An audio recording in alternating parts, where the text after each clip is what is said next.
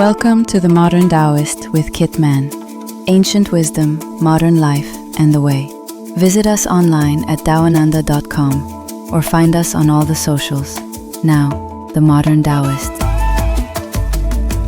Well, hello and welcome to The Modern Taoist. The Modern Taoist. My name is Kit Man, and I thank you, as I always do. You guys have been great. We're growing every day.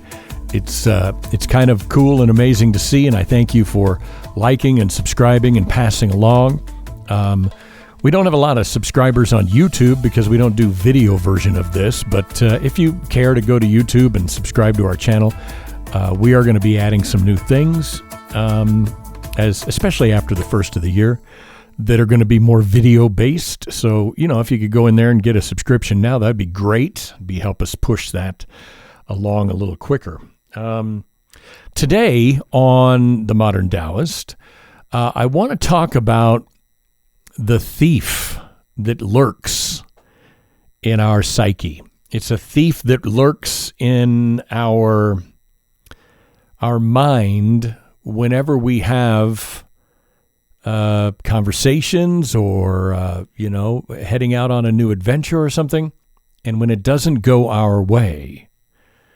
And that is our good friend expectation. Expectation is a quiet thief. And what do I mean? It sneaks in on you before the moment arrives and tells you what that moment should look like. It tells you how that conversation should go, how your vacation should feel, how the person that you're speaking to should respond. And unfortunately, because that voice is coming from ourselves, we tend to believe that that's the real thing. In reality, the real thing, the living, breathing, unpredictable thing, doesn't get a chance to surprise you because you've already built something up in your mind how something was going to go. You can call it planning, you can call it hoping, you can call it preparing, but often, most of the time in fact, it is simply your desire to be in control, disguised as those other things. We set the scene in our mind, right? The script of the outcome, and then we punish reality when it doesn't follow the plan that we had built up. Lao Tzu wrote, "Better to stop pouring than to fill to the brim. Do your work, then step back, the only path to serenity." And he's pointing to a truth that applies here, that wanting something too much distorts it. Love becomes possession, ambition becomes exhaustion, even joy becomes performance. Expectation builds a wall between what you imagined and what actually is. And the bigger your expectation, the bigger that wall. And the harder the crash when it doesn't arrive. The irony is nothing actually changed. Only your picture of it did. The moment is still there. It's still whole. It's still the moment. But you stopped being able to see it because of an expectation that you had built up. So today, we're talking about the Tao of expectation and how wanting too much breaks, how control ruins the experience, and what happens when you stop trying to make life deliver what you already decided it should and just accept what it gives you. Because the truth is simple. Very rarely is life going to meet your expectation. Expectation, it feels pretty harmless at first, right? You imagine how something might go. You picture a good outcome. You add a little hope to the scene. Nothing wrong with that. I just given it some hope. And it starts out as motivation. But that quickly turns into control and then into a loss of control because you stop responding to what is happening and you start measuring what was missing. We're taught our whole life that planning equals wisdom. Parents will tell you, you've got to plan, you've got to be responsible. Bosses tell you to be prepared. All of that is still true. But somewhere along the way, we let that preparation turn into prediction. And prediction is the seed of disappointment. Expectation replaces curiosity with certainty. And that certainty in your mind starts running things. So then we begin to expect. We have to have a conversation with someone, and we expect that it's going to go smoothly. We expect recognition for our efforts at work. We expect to be fulfilled after making a change that we choose to make. And then when the reality doesn't match, we feel like something has been done to us. In reality, the world didn't change. The only thing that changed is the outcome that you had pre-decided would happen. So when Lao Tzu said, better to stop pouring than to fill the brim, expectation is the overfilling cup. Taking something natural and pressing on it until it collapses. You've got to learn restraint. The Tao teaches us that restraint is the key not because life is fragile, but because balance is fragile. Push too hard, and what could have been joyful turns into stress. Expectation feels like projection, though, right? It feels like a safety net. But really, it's a cage because you're tightening your grip on what should happen, and you start to shrink all the possibilities down to one single outcome. And every single thing outside of that outcome feels like a failure. That's not the event's fault or the conversation's fault or the other person's fault.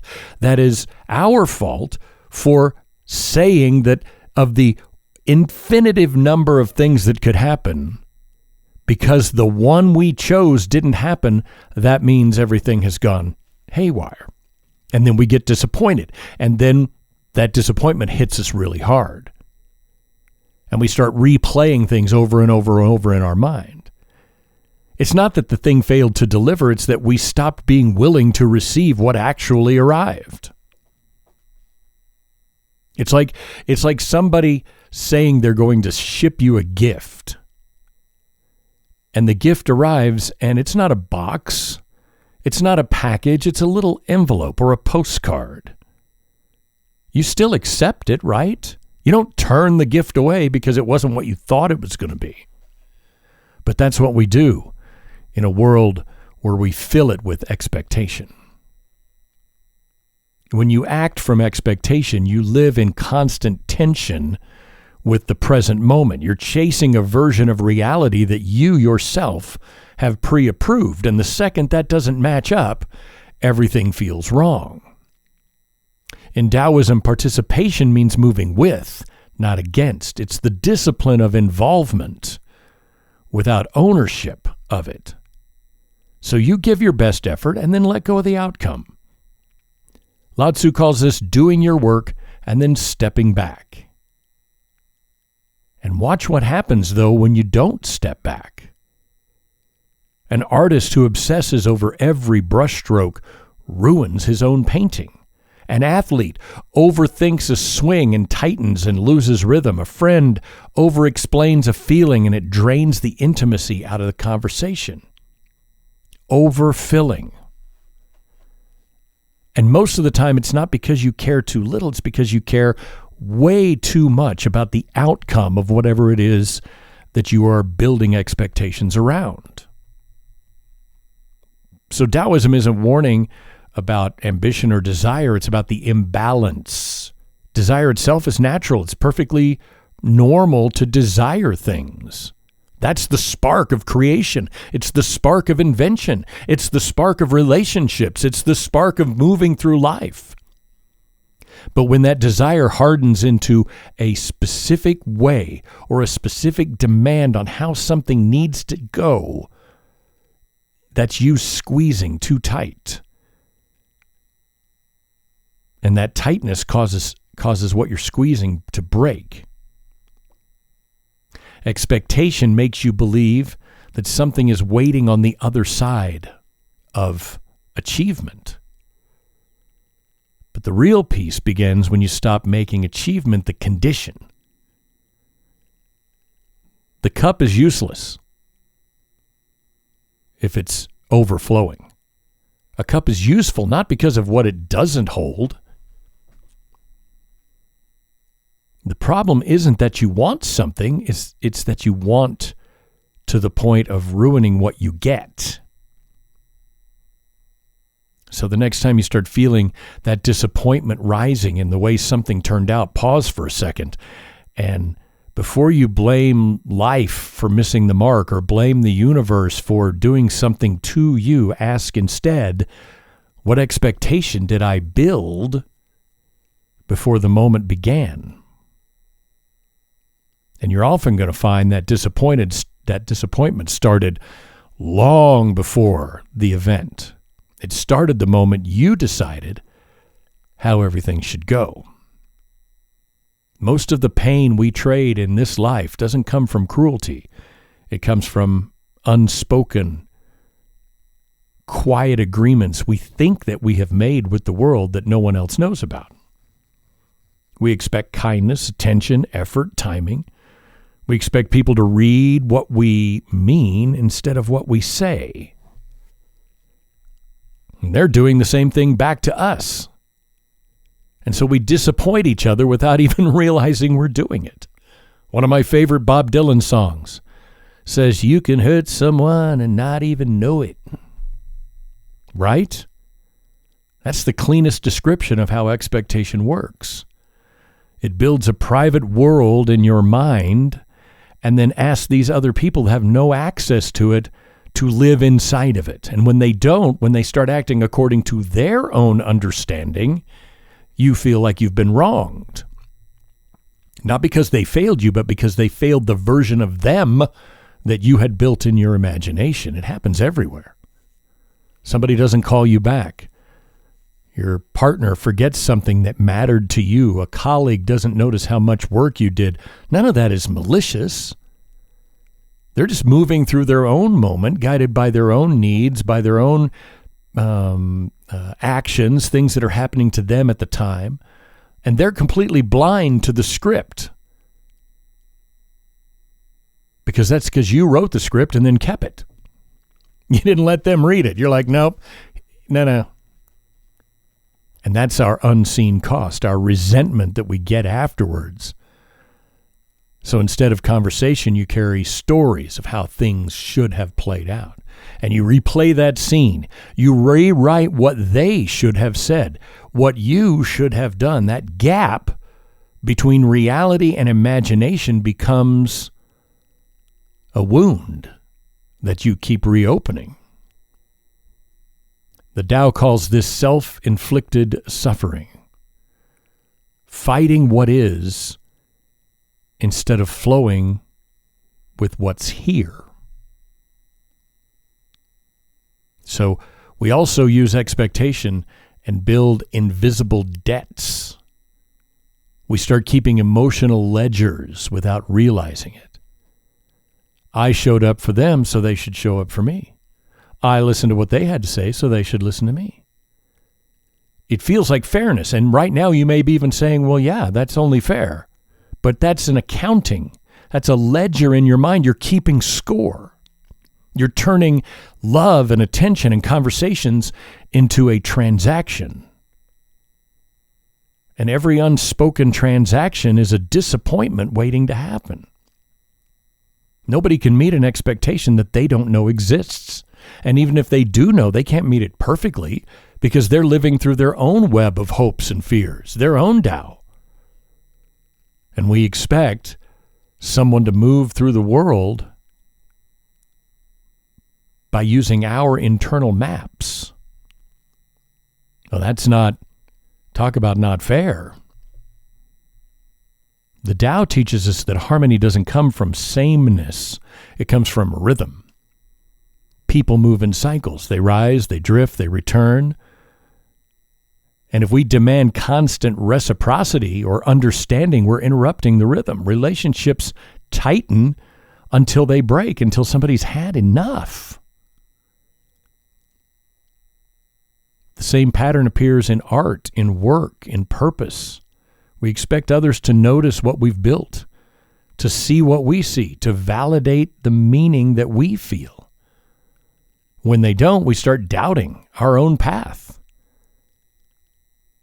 Expectation corrupts creation as well. A Taoist artist paints for the act of painting, for the brush, for the breath, for the balance, for the act of creation, not so that someone else will like the painting.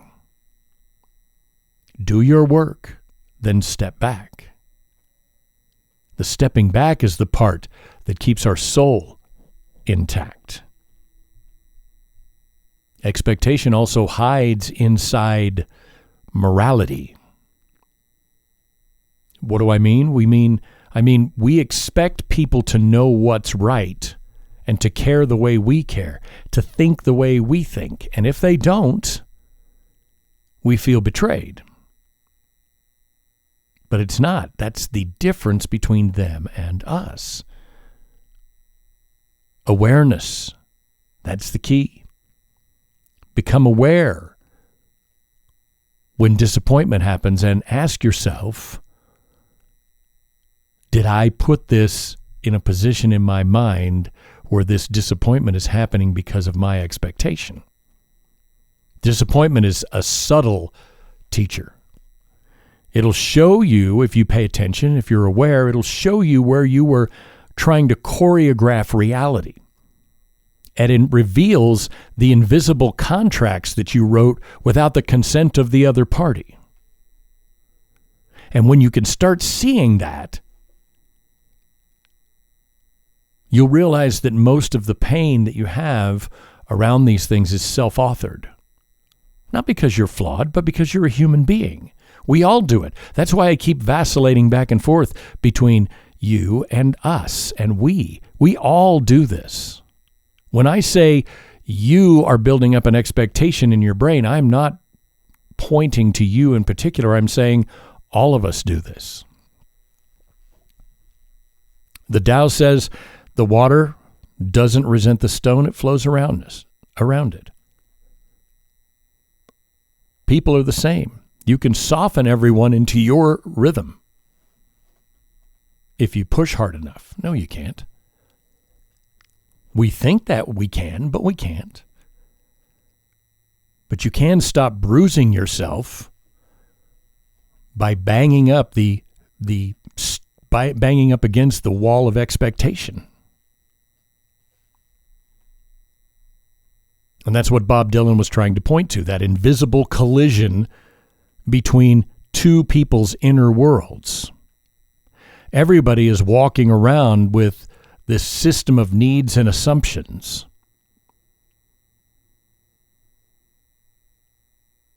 The Tao's invitation isn't to stop expecting altogether. That's impossible. We're all going to have expectations. You cannot stop it. The Tao wants you to take that and then see what your expectation did. Let people be who they are without needing them to be who you have decided they need to be. Move through the world like water. Because most disappointment doesn't come from what they do. It comes from what we hoped they would do. Most of the work of Taoism happens before anything actually looks like work, right?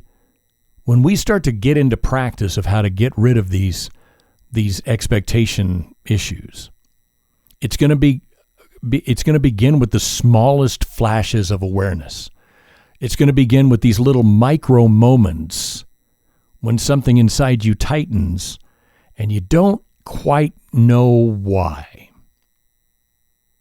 That's where that expectation is starting to form. It's this slight clench of the jaw you have before you walk into a meeting, a quiet rehearsal of what someone should say, a subtle irritation when a plan starts to shift. These sensations are your early warnings that your mind has left the present and has wandered into expectation or prediction. So the practice is simple. Notice that you have wandered. Don't suppress the expectation. See it, though, while it's young, before you build the wall. A thought is easy to guide when it's soft. When it hardens into a wall, when it becomes a narrative, they always do this. This never works out. That's when you begin steering yourself. When you notice that tightening, stop naming it as wrong. Just breathe through it and ask yourself, what am I protecting right now? Usually it's something very tender that every one of us deserves to have and will have. A wish to be seen, a wish to belong, a wish to be safe. Recognizing that doesn't erase the expectation, but it does deflate its power.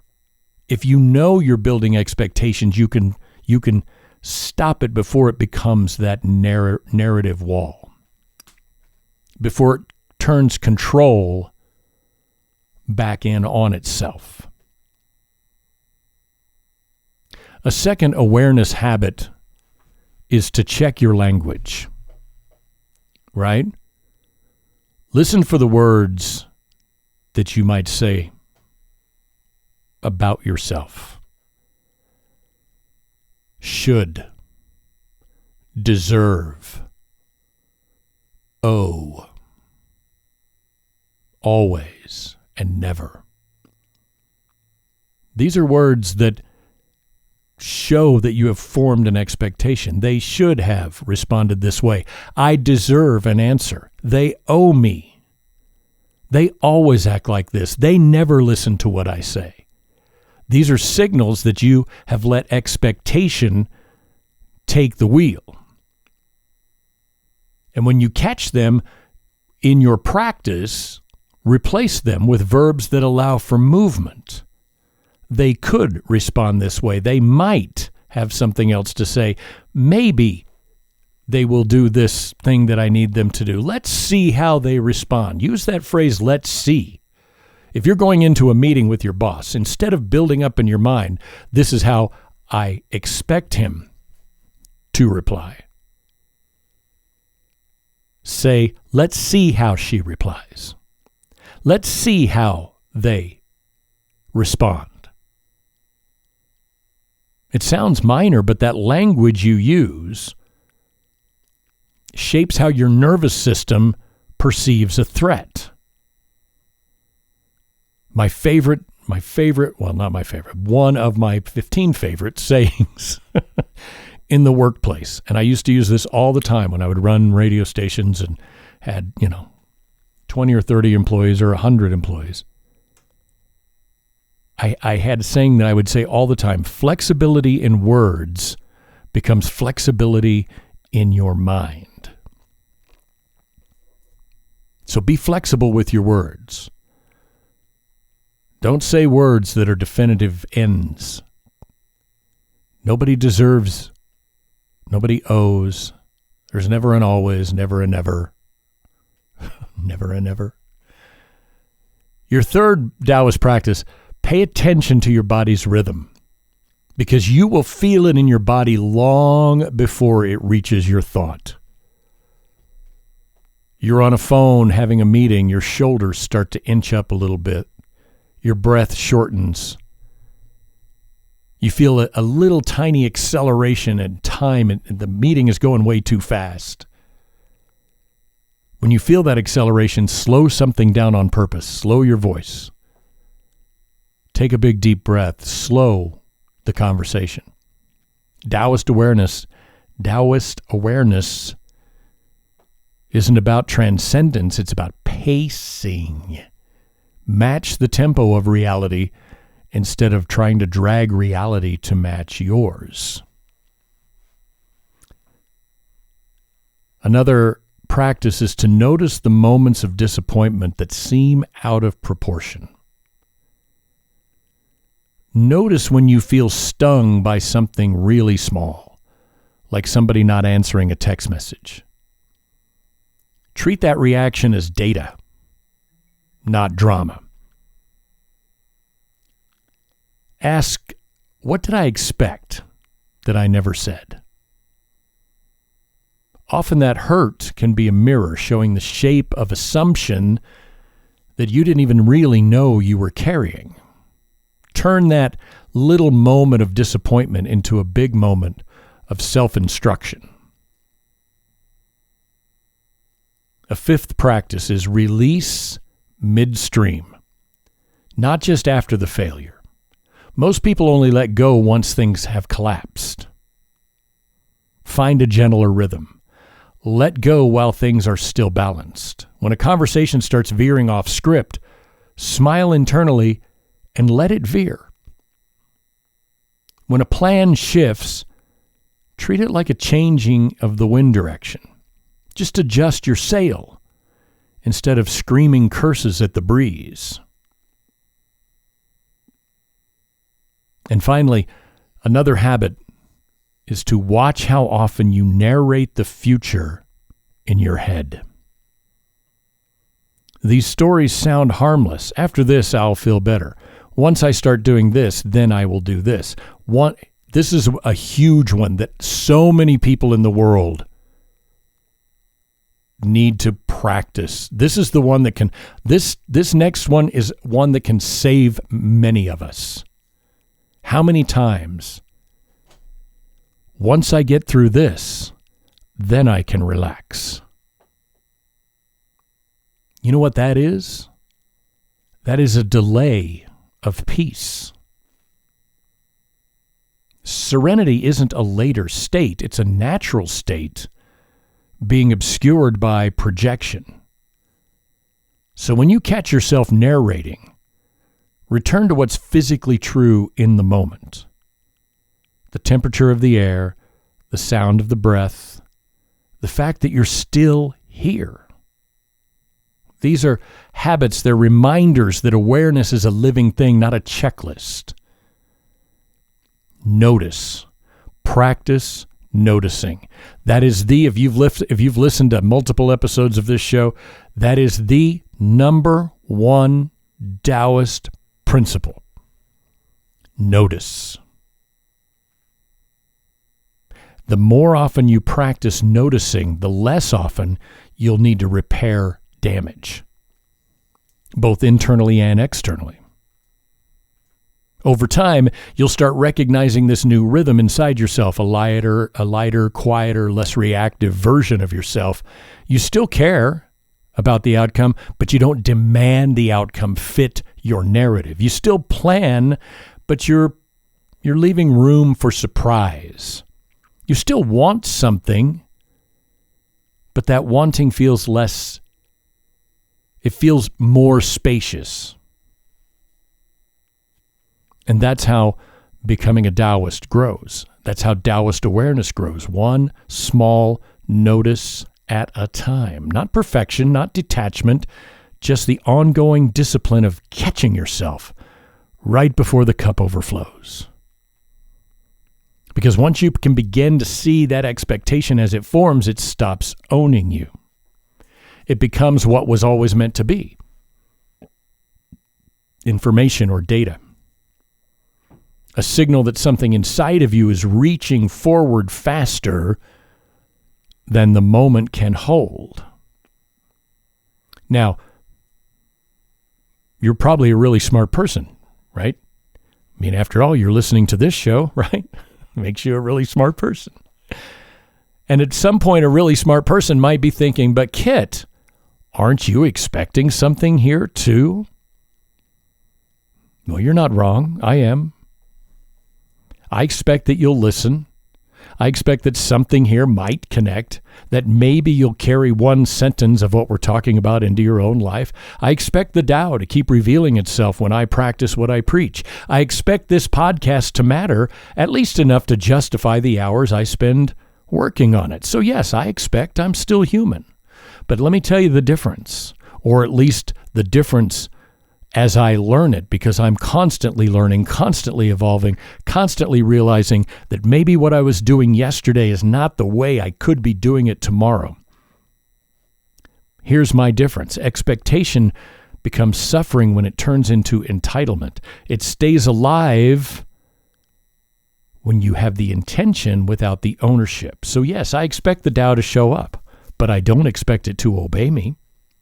I expect the conversation that we have to land here somewhere, but I don't demand that it lands where I want it to. What I'm doing is speaking into a canyon and trusting that the echo will come back in its own shape. And making this show walks that line. I'm not deluded enough to think that it doesn't. There's a paradox to teaching Taoism. The moment you start giving advice, you're building structure around something that resists structure. And you risk, when you start teaching Taoism, you risk turning the river into a map. So I have to hold this thing lightly, right? I have to hold these episodes, these lessons, even the blessing of your attention. I have to hold on to that stuff very, very lightly. Because I don't want followers. I want travelers. I want adventurers. I want a walking conversation. Taoism doesn't need disciples, it needs participants. So every time you listen or write or practice something you've heard here, you're not meeting my expectation, you are meeting your own rhythm. Taoism doesn't fix things, it reveals how they were all along. It just pulls the curtain back. My teacher used to always say to me, I am not teaching you anything. I am simply showing you what you already have. Taoism doesn't promise better outcomes, just cleaner participation. And that's what I expect of myself. Not to be perfect, not to convert anyone, heavens no. But to keep showing up for you, keep staying honest about what I am teaching and what I am learning on a daily basis. So yes, I expect things. But I expect to be wrong. I expect to be reminded that control sneaks in through good intentions. I expect that the Tao will keep snapping me back, keep correcting me. Softly, I hope. And that's the practice. That's the point. You can't stop expecting. Nobody can. It's built into the design of the human being. It is literally in the DNA. Every breath we take, not consciously, but in our body, every breath we take carries an expectation that we will have another breath. And when we speak, every word has an expectation that somebody might hear it. Right? If we didn't have that built-in expectation, we wouldn't speak at all. So let's be clear. Expectation itself is not the enemy. That's why the title of this is The Tao of Expectation. It's not the enemy. But the attachment that comes with it is the poison. That is the enemy. The belief that the world owes us a specific return for our effort. Or that the Tao itself is some kind of cosmic vending machine waiting to dispense serenity if you just insert enough insight. That ain't how it works. Moving forward doesn't mean deleting your hopes. It means walking with them open-handed, open-armed. That expectation turns toxic when it hardens. But it becomes wisdom when it stays fluid. That's the shift. You can still set intentions. You can still dream. You can still try. But stop insisting on the form of the result. Because then you're caring more about the outcome than the journey. Lao Tzu said, do your work, then step back. Give yourself fully to the doing, but then release your grip on what it must become. In practice, this looks ordinary. You share something because it feels true, not because it needs applause. Love because the love itself is the act, not the guarantee that you'll get love in return. Start something new without preloading it with an outcome. And every gesture will become lighter, less transactional. Doesn't mean you won't get disappointed. You will. Disappointment is another thing that we're never going to get rid of, ever. But the difference is that disappointment will stop turning into identity. It won't become proof that you failed or proof that the world is unfair. It will become proof that is simply, it's just a movement, a wave fading into the next. Taoism doesn't ask you to erase these instincts. It just says, hey, stay awake while it's happening. Notice when hope begins to calcify into demand. Feel the shift. Breathe before it locks in. That's the real practice. You're not looking for perfection. You're looking for awareness. Over time, you'll start to see that life, man, it never really needed your constant monitoring. It's going to keep going whether you pay attention or not. Imperfectly, beautifully, indifferently, with or without your management. You still do your part. You just stop trying to control the entire pattern. And when you live that way, even disappointment changes shape. It starts feeling less like failure and more like a passing rainstorm. Temporary, natural, maybe uncomfortable if you're standing out in it. But you don't personalize that rain. It's not raining on you and no one else. You just wait, walk through it, and then it passes. It's gone. Expectation will still whisper. It'll still build little futures in your head, and that's fine. Let it. Just remember that the Tao isn't in the prediction. It's in the next breath after, the one that meets the world as it actually is.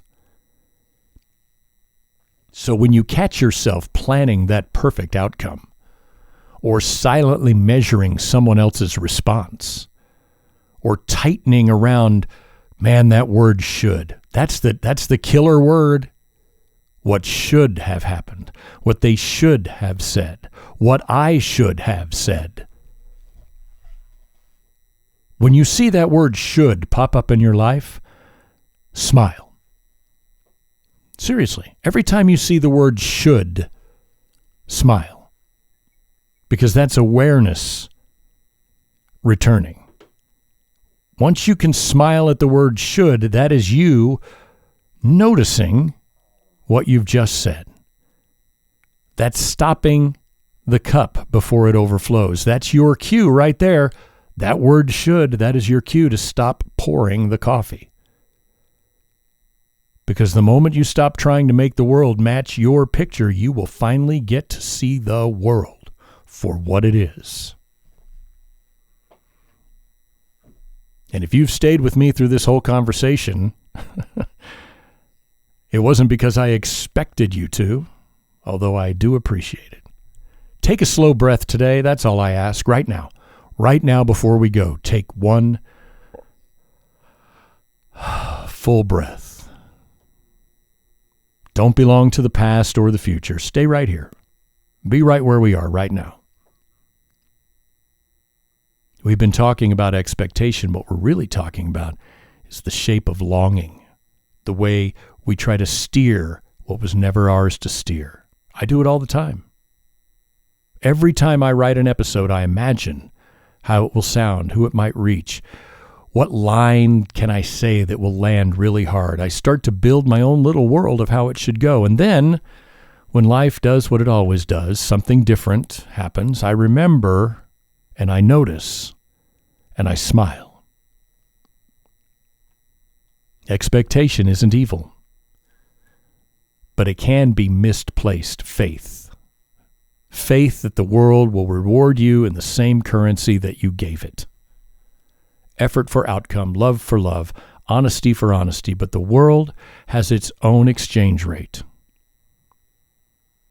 Sometimes the things that you plant bloom somewhere else that you'll never see. Sometimes you give everything you have and get silence in return. That's not failure. That's movement. The Tao doesn't hand out formulas. It doesn't say do this and you'll be calm. It just keeps showing you what happens when you overfill. Every time you pour past the brim, it spills. It just does.